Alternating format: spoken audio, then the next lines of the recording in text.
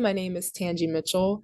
I wrote this poem when writing into the reality of my relationship with my paternal grandmother proved too difficult. I just met her for the first time a couple of weeks before I wrote this poem, having showed up randomly to her home in Spring Lake, North Carolina. She knew nothing about me. I knew very little about her. And as I began to ask these very basic questions around her life, the distance between who we were and who we understood each other to be seemed to grow. And I found that quite painful. After being given a prompt by Peter Murphy at Stockton, at Murphy Writing at Stockton University, which asked us to write a dream, I realized that in this ideal world, what I wanted more than anything, what seemed dreamlike to me, was having a real relationship with this woman who was so much part of my life. So this was my attempt at that. Upon meeting my paternal grandmother, a dream, or what I have lost. Spring Lake, North Carolina, USA. The supermarket is aglow and swaying to the beat of its own fluorescent hum, which is to say, light authors a sound as buzzed and spatial as my grandmother's Tuesday evening chortle, clouded with cigarette smoke.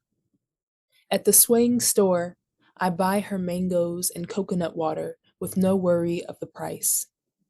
I fill this cart with fresh things for her, a large print Sudoku book thrown in at the checkout line.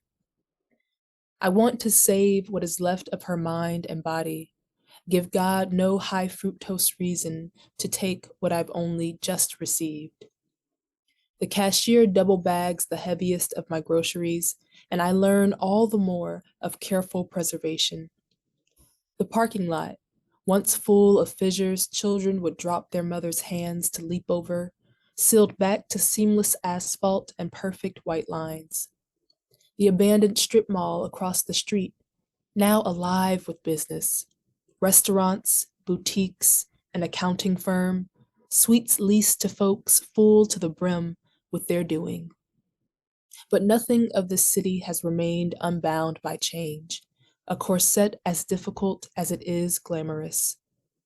I, too, am a cracked thing repaired, an expansive emptiness repurposed and made full again. Sitting together in her crowded den, the young and the restless blaring on the television, I am as mended as any side street. I've surprised even myself with this capacity for smoothness.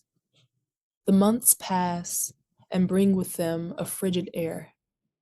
Now, before I leave our home, my grandmother's voice floats through the house on a bed of haze. Wear 2 jackets, she says, and I do. I do.